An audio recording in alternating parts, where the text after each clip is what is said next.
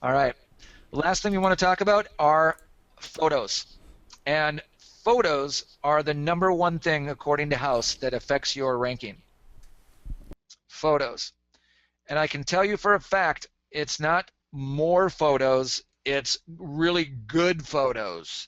And I can prove it to you in some of the spreadsheets, like one I showed you, where he or she with the most photos is not winning at all in the rankings. So, well, what's a good photo? Well, this is the guidelines on Houzz's page, and it says do upload photos of residential spaces. So they don't want to see commercial and office, and that's probably not a problem for most of you. Upload large photos, 1,000 pixels wide or more. Now, if most of you are like me, I'm not a graphic designer. I'm not a professional photographer. When I see 1,000 pixels wide, I'm like, how big is that anyway? I really don't know. But I have been in this business long enough, and now I kind of get it. And really what they mean by 1,000 pixels isn't so much is it all the way across the screen wide. What they mean is it high resolution, and I'm going to show you an example of that in a minute. They accept formats that are JPEG, GIF, PNG, or one-page TIFF. I forget about this TIFF thing. I've never used one in my life. I typically use a JPEG. I almost always use JPEG. And then there's PNG. Don't even worry about that. And then it says good quality photo. And what they mean by that is that the shot it's a nice shot. It's not just a close-up of a cabinet. It's like a full kitchen shot. And I'll show you some examples of that. And then they're saying photos that do not meet these guidelines will be removed. So really, if you're putting small, poorly shot pictures on their site, they will actually take your photos off their site for you, because poor quality photos don't promote what people really like about Houzz, which is people go to Houzz to look at pictures. It's a picture site, just like Pinterest. And so Houzz has to vehemently defend against people putting poor pictures on their website. So there's two reasons you want to do a good job with your photos. One is because if you don't, Houzz will throw them out anyway. And two is the better your pictures, the more engagement your pictures are going to get. So what does high resolution mean? This is a picture of my dog that I shot today. And I shot this, I'm a geek, right? I just love technology. And so yesterday I got the new Samsung Galaxy S6 phone, which the biggest reason I bought that phone is because of the camera. Because my previous phone, which was an HTC One, which was a technological marvel, but had the worst camera in the world, I could not take pictures. So I haven't been doing anything on Facebook or Instagram because I couldn't take a picture. And so I shot this picture of my dog today, who's my office manager. Incidentally, he caught me sleeping on my desk, and that was the look he gave me, so I think I was in trouble. But what I want to show you is I shot this with my phone, right? Not even a super amazing camera. And I want to show you what we're talking about by resolution. Now, this photo here, shot with my phone, if you can see down here, well, actually, let me do this. I want to show you how many pixels this photo is. And you might look at that and say, well, that's not a very big picture, Ken. It's just that big, right?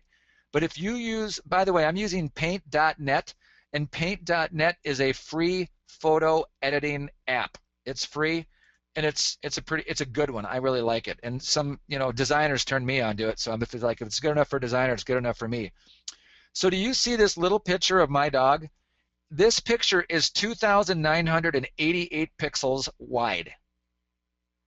And remember, Houzz said it has to be at least 1,000 pixels. This picture is 3 times more pixels than what Houzz is telling me I need. And what does that mean, though? Why does Houzz care? Well, let me show you. If you zoom in on a picture, if it's a high-quality picture, you notice that there's no pixelation. It's still razor sharp, even though I'm zoomed in, right? And if that was a low-quality picture, that would be really grainy. Now look at this. Dan had me do this. You can see my reflection in my dog's eye. That's me. There's the window, and there's me taking a picture of my dog. Now, again, I'm not trying to impress you with my dog, although he's very handsome. But He's a cool dog. he's an amazing dog. But what I'm telling you is I was able to shoot this with my new telephone. Barkley, by the way. Barkley, yep.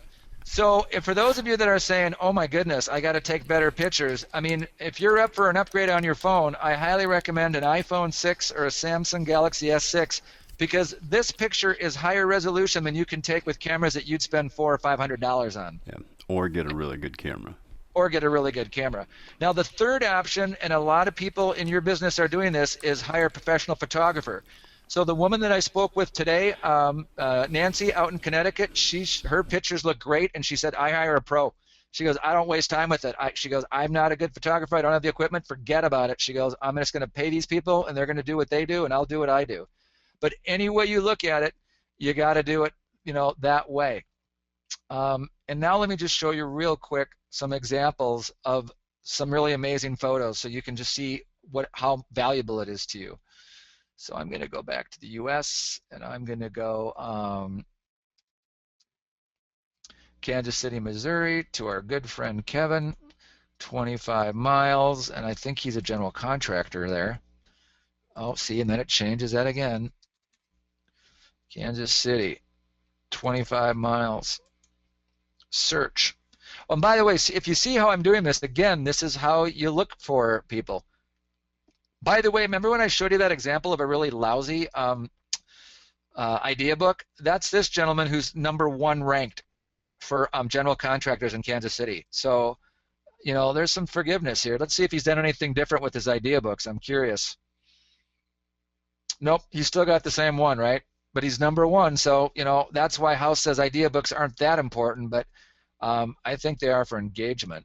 Now let me just show you the picture I want to show you, or some of them. CHC Creative. So this is somebody that works with Dan and I, and these guys do just ridiculously amazing stuff. I think these were some of the ones that were just over the top. So it helps when you have epic jobs too, right? And so these are photos of a job that Kevin Transu did in Kansas City area.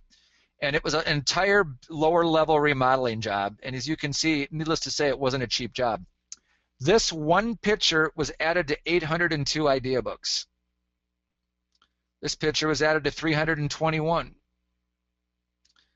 This picture right here was added to 14,107 idea books.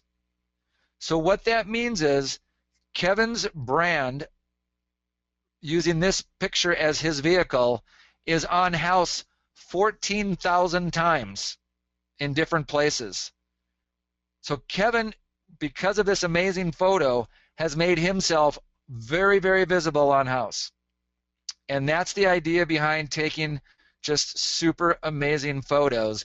And you notice if you shrink it down or blow it up, there's no pixelation, there's no degradation. This picture is going to be super clear at any size.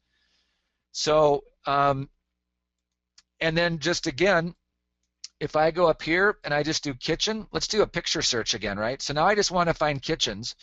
And now if I go in here, I can do all-time popular kitchen design photos, right? So this is all-time, right? This one is in 540,000 idea books. This picture is in 540,000 idea books. I'm guessing Fiorella is getting some views on her Houzz profile. This one's on 470,000. And I'm like, really? Who cares? I mean, I don't get it. But people on Houzz love it for some reason.